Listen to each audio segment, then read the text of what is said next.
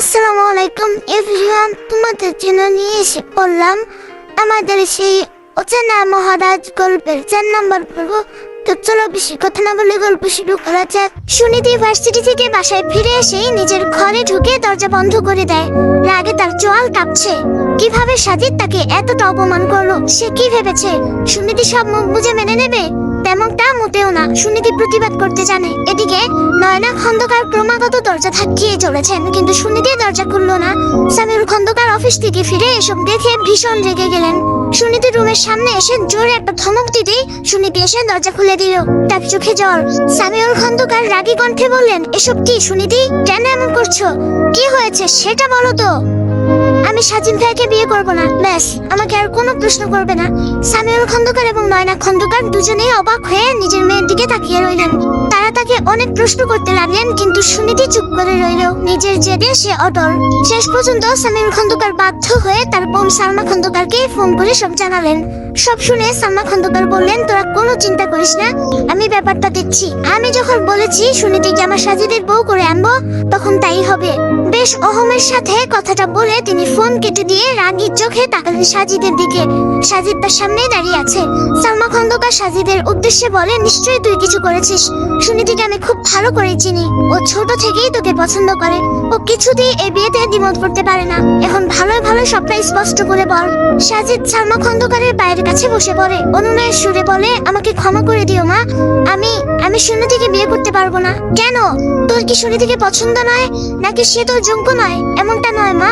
আরো স্পষ্ট করে যদি বলি, তাহলে শুধু সুনিধিই নয়, আমার পক্ষে আর কোনো মেয়েকে বিয়ে করা সম্ভব নয়। এর কারণ কি জানতে পারি? সাজিদ চোখ বন্ধ করে বলে, আমি তোমার কাছে সব লুকাতে চাইনি, কিন্তু বলার সাহসও পাইনি। আসলে আমি বিবাহিত মা। আমি আমেরিকায় গিয়ে সেখানকার ইভা নামের একটি মেয়েকে ভালোবেসে ফেলি।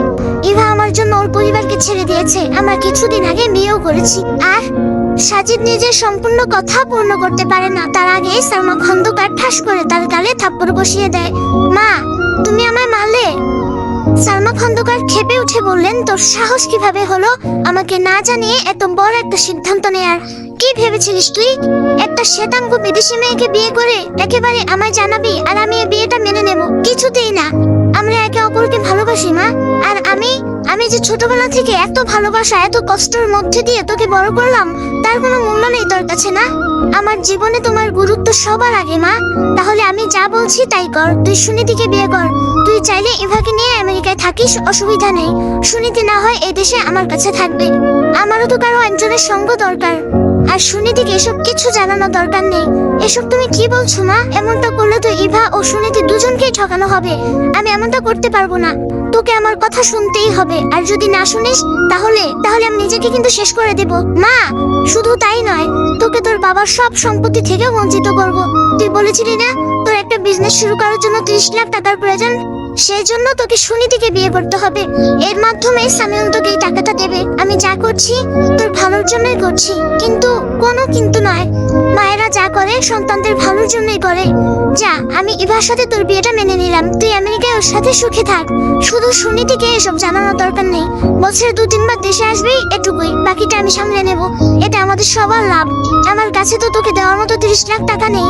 সেই টাকাটা সামিউল তোকে দেবে। আর এজন্য তোকে সুনিধিকে বিয়ে করতে হবে বাবা। সাজিদ এবার নিজের মায়ের সাথে তাল মিলিয়ে বলল, ঠিক আছে মা, যা চাও আমি তাই করব। এই না হলে আমার ছেলে অভিক পুনরায় তার আর্মি ক্যাম্পে ফিরে যাওয়ার জন্য প্রস্তুতি নিচ্ছিল। আহসান চৌধুরী এসে অভিককে বললেন, এখনই ফিরে যাচ্ছ? এখনো তো 1 সপ্তাহ সময় আছে। অভিক বলল, এখানে আমার মন টিকছে না আপু। 1 সপ্তাহ না হয় রেজিমেন্টে অবস্থান করব। এমন সময় রাহেলা খাতুন এসে বললেন, এখন তোমার কোথাও যাওয়া হবে না। ব্যাস, যেদিন ছুটি শেষ হবে সেদিনই যাবে। কিন্তু আম্মু, আমি আর কোনো কথা শুনতে চাই না। অভিকের আব্বু, তুমি ওকে বুঝিয়ে দাও আমি ঠিক কি বলতে চাইছি।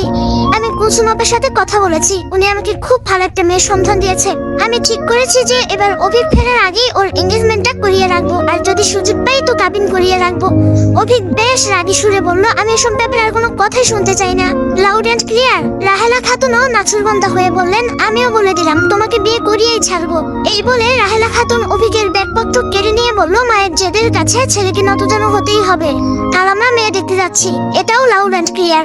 অভিক একবার আহসান চৌধুরীর দিকে তাকালো, কিন্তু তিনি ওই ইশারা দিয়ে বুঝিয়ে দিলেন এই ব্যাপারে তিনি আর কিছু করতে পারবেন না। অভিক একটা দীর্ঘশ্বাস ফেলে বলে, ঠিক আছে, মেয়ে না হয় দেখতে যাব, কিন্তু বিয়ের প্রতিশ্রুতি আমি দিতে পারছি না। আহসান চৌধুরী বিড়বিড় করে বললেন, তোমার প্রতিশ্রুতি থেকে আল্লাহর ইচ্ছাটাই বেশি কার্যকর। তিনি যদি চান তাহলে তোমার অবিবাহিত তকমা খুব শীঘ্রই মিটবে। সুনীতির সামনে এসে দাঁড়িয়েছে সাজিদ। সালমা খন্দকার আগেই কণ্ঠে সাজিদকে বলছেন, সবকিছুর জন্য সুনীতির কাছে ক্ষমা চা। সাজিদ মাথা নিচু করে বলে, সকালের ঘটনার জন্য আমি অন্তরের অন্তঃস্থল থেকে দুঃখিত। আমার উচিত হয়নি তোমায় ওভাবে বলা। আসলে তখন ওই ছেলেটাকে তোমার এত কাছে দেখে আমি নিজেকে সামলাতে পারিনি, রাগে এত কিছু বলে ফেলেছিলাম। সুনীতি রেগে বলে, আপনি যা বলেছিলেন তা অত্যন্ত অপমানজনক। আমি এত কিছুর পর আপনাকে ক্ষমা করতে পারি না। সালমা খন্দকার বুঝতে পারলেন পরিস্থিতি বেগতিক, তাই তিনি সবটা নিয়ন্ত্রণ করার জন্য সুনীতির সামনে এসে তার সামনে হাত জোর করে বলেন, আমি সাজিদের হয়ে তোর কাছে হাত জোর করে ক্ষমা চাইছি। দয়া করে তুই এসব মনে রাখিস না মা। আমার অনেক স্বপ্ন, তোকে নিজের বাড়ি বউ করবো। আমার এই স্বপ্নটা নষ্ট করিস না। বলেই তিনি কান্নার ভান করলেন। সালমা খন্দকারের এই কান্না দেখে সুনীতির মন গলে গেল, তাই সে বলল, তুমি এভাবে কেঁদো না ফুফু। এই বলে সে সাজিদের দিকে তাকিয়ে বলল, শুধুমাত্র ফুফুর কথা ভেবে আমি আপনাকে ক্ষমা করলাম, কিন্তু দ্বিতীয়বার এমন করার কথা ভাববেন না। আমার বাবা মা আমায় উঁচু মাথায় আত্মসম্মান নিয়ে বাঁচতে শিখিয়েছে, তাই নিজের সম্মান লঙ্ঘিত হওয়া আমি কিছুতেই সমর্থন করব না। বলেই সুনীতি একবার সাজিদ আরেকবার নিজের ফুফুর দিকে তাকিয়ে চলে গেল। সালমা খন্দকার স্বস্তি নিঃশ্বাস ফেললেন। চারদিকে বিয়ের ধুম লেগেছে যেন। সাজসজ্জায় উজ্জ্বল পুরো চৌধুরী বাড়ি, কেননা আগামীকালই সাজিদ ও সুনীতির বিয়ে। সাজিদকে 2 দিনের মধ্যেই আমেরিকা ফিরে যেতে হবে, ঠিক সেই কারণেই তাড়াহুড়ো করে বিয়ের দিন তারিখ এগিয়ে আনা হয়েছে। এর মধ্যে যতটা পারা যায় ঠিক ততটা আয়োজন করা হচ্ছে। সাগর মলিন চোখে সবটা পর্যবেক্ষণ করছে। চোখের পলকেই অনেক বড় সিদ্ধান্ত নিয়ে নেওয়া হয়েছে। সাগর বুঝতে পারছে না এত তাড়াহুড়ো কেন করা হচ্ছে। সেদিন সুনীতিদের বাড়ি থেকে ফেরার পর সালমা খন্দকার তড়িঘড়ি শুরু করেন বিয়ের জন্য, আর এখন তারই প্রস্তুতি চলছে। সাগরে কয়দিন তার নজর রেখেছে নিজের বড় ভাইয়ের ওপর, তার মধ্যে সন্দেহজনক কিছু খুঁজে পায়নি। সাজিদের ফোনটাও তার কাছে দিচ্ছে না। এই ব্যাপারগুলো সাগরকে অবাক করে দিয়েছে। এদিকে সালমা খন্দকার সাজিদের ফোন নিজের জিম্মায় নিয়ে রেখেছেন, কারণ তিনি এখন পুরোপুরি কাউকেই ভরসা করতে পারছেন না। স্পষ্ট করে জানিয়ে দিয়েছেন বিয়ের আগে সাজিদ তার ফোন ফিরে পাবে না। সাজিদ প্রথমে আপত্তি জানালেও একসময় মেনে নেয়। মেনে নিতে বাধ্য ছিল সে, কেননা সালমা খন্দকার আবারও তাকে ব্ল্যাকমেইল করে। এদিকে সকাল থেকেই সাজিদের ফোনে ইভার কল আসছে, যা দেখে সালমা খন্দকার অতি বিরক্ত। শেষে বাধ্য হয়ে ফোনটা বন্ধ করতে যাবেন এমন সময় একটা মেসেজ দেখে চমকে উঠলেন। আশেপাশে তাকিয়ে কেউ আছে কিনা চেক করে মেসেজটা ডিলিট করে ফোন বন্ধ করে রাখলেন। এখন বেশ দুশ্চিন্তা শুরু হয়ে গেল তার। নিঃশ্বাস নিতেও কষ্ট অনুভব হচ্ছে। সবকিছু কি তাহলে তার নাগালের বাইরে চলে যাবে? এমনটা তিনি হতে দেবেন না। এক গ্লাস ঠান্ডা পানি খেয়ে নিয়ে তিনি বললেন, সাজিদকে এখন কিছুই জানানো যাবে না। এই কথাটা জানলে হয়তো সাজিদ বেঁকে বসবে। আমাকে এদিকটা সামলাতে হবে।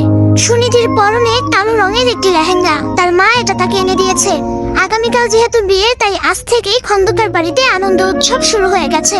সুনীতি ওইসব কারণে অনেক খুশি। খুশিতে সুনীতির মুখে হাসির রেখা প্রশস্ত হচ্ছে। যদিও সাজিদের ব্যাপারটা এখনো সে ভুলতে পারেনি, কিন্তু তবুও নিজের ভালোবাসার মানুষটাকে বিয়ে করতে পারায় সে বেশ খুশি।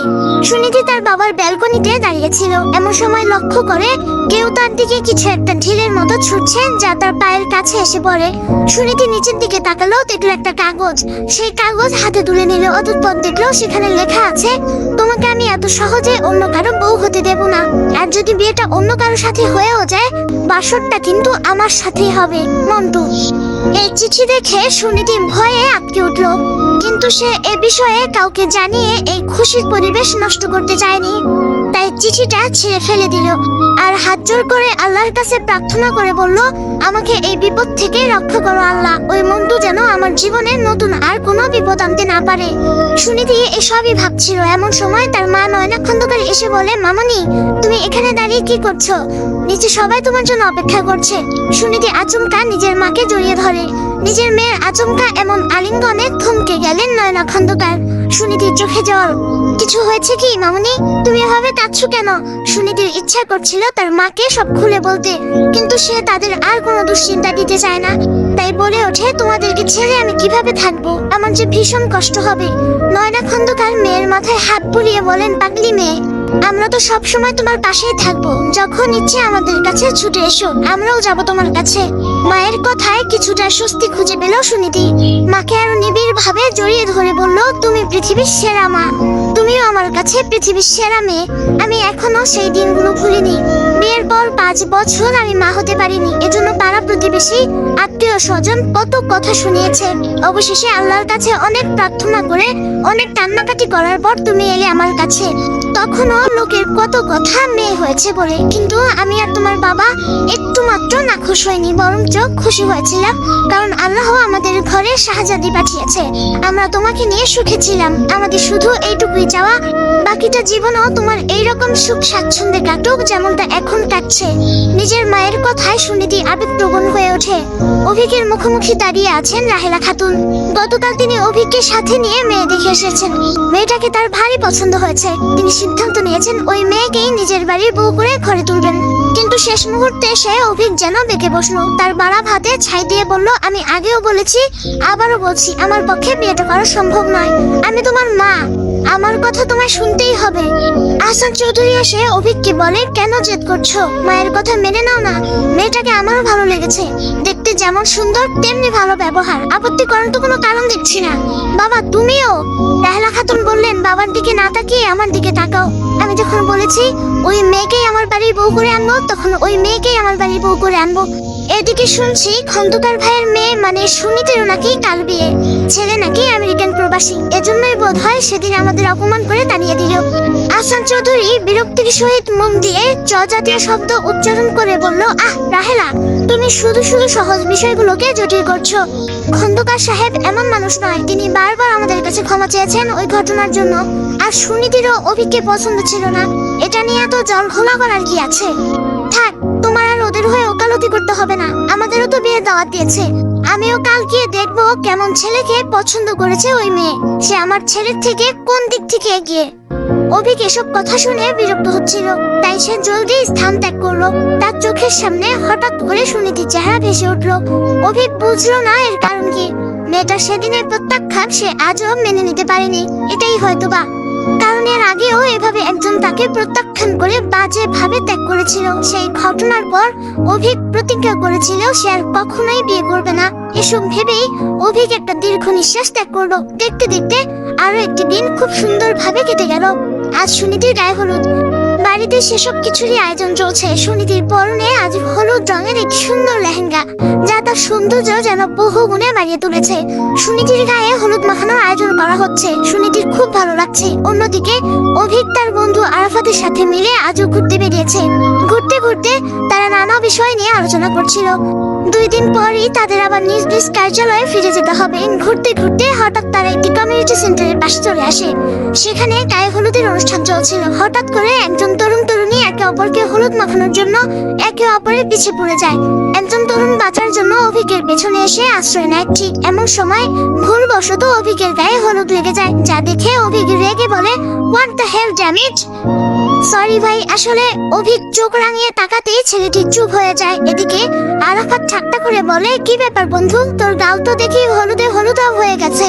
তোর বিয়ের ফুলও কি তাহলে ফুটতে চলেছে?